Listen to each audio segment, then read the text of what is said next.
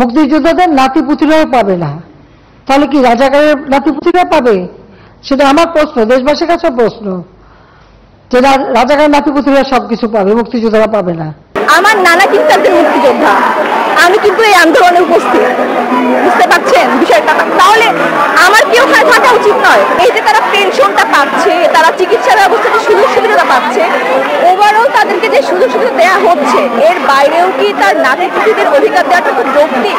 আর যুদ্ধে তাদের অবদান ছিল, তারা পাচ্ছে সুযোগ সুবিধা, কিন্তু তাদের এই যুদ্ধে তাদের নাতি নাতিদের অবদানটা ঠিক কোথায়?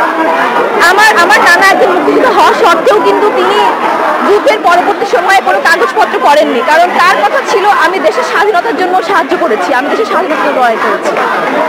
আমার মনে হয় না এই কথা জানার পরেও আমার আসলে এদের কথায় কিছু মনে করার কোনো কারণ আছে। আমরা যদি আসলে রাজাকার হয়ে থাকি, আপনি দেখুন, আমরা অবশ্যই অস্বীকার করব না যে মুক্তিযোদ্ধাদের অবদান অনেক বেশি, তাদের জন্য আমাদের দেশটা স্বাধীন হয়েছে, আমরা একটা স্বাধীন দেশের নাগরিক হয়েছি, পৃথিবীর মানচিত্রে বাংলাদেশের যে অস্তিত্ব হয়েছে এটা অস্বীকার করার কোনো সুযোগ নেই, মোটেই নেই। কিন্তু তাই বলে এই নয় যে আমরা মেধা দমিয়ে রাখবো।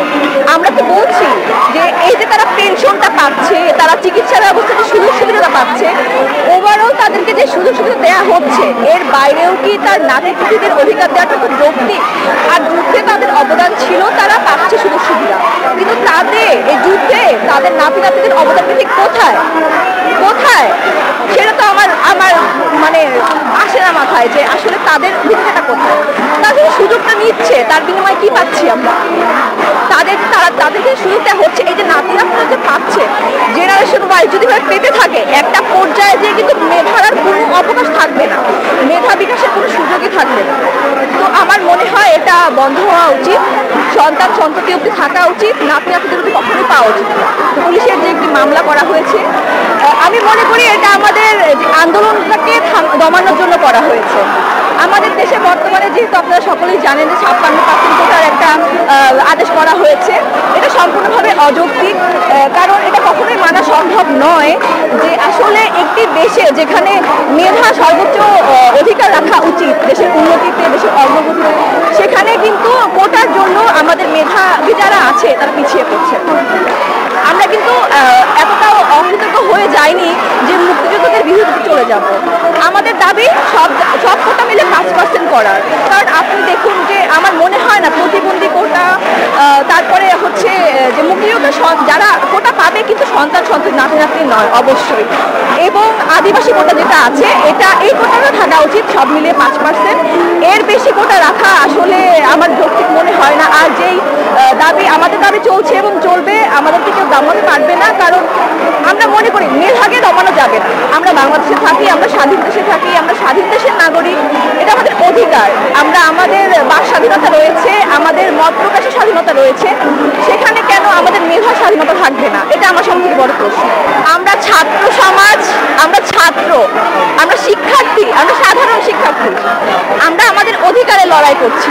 এখানে আন্দোলনজীবী, ছাত্রজীবী যাই বলুক, আমাদের একটাই পরিচয়, আমরা ছাত্রী, আমরা ছাত্রছাত্রী, আমরা শিক্ষার্থী, আমরা সাধারণ শিক্ষার্থী, আমরা আমাদের অধিকারে লড়াই করছি। এর বেশি আমার কিছু বলার নেই আসলে। তা অবশ্যই কেউ আসলে এটা আমার মনে হয় যে একটা চেষ্টা চলছে যে আমাদের এই আন্দোলনটাকে থামানোর, কিন্তু আন্দোলন থামবে না, আন্দোলন কিছুতেই থামবে না। আমাদের অধিকার যেটা আমরা দাবি করছি সেটা না পাওয়া অবধি আমরা থামবো না, কেউ আমাদেরকে থামাতে পারবে না। আর আমাদেরকে যে বাধা দেওয়ার চেষ্টা করা হচ্ছে এটা মোটেই যৌক্তিক নয়, কারণ আমরা কোনো অযৌক্তিক দাবিতে নেই। এটা কেউ বলতে পারবে না যে আমাদের দাবি অযৌক্তিক, আমাদের দাবিতে কোনো ভিত্তি নেই, এটা কেউ বলতে পারবে না, সম্ভব না। যদি কেউ বলে থাকে তাহলে ধরে নিতে হবে সে আসলে মেধার গুরুত্ব বোঝে না, দেশের উন্নতিতে তার কোনো আগ্রহই নেই। এটা আমার পার্সোনাল অপিনিয়ন।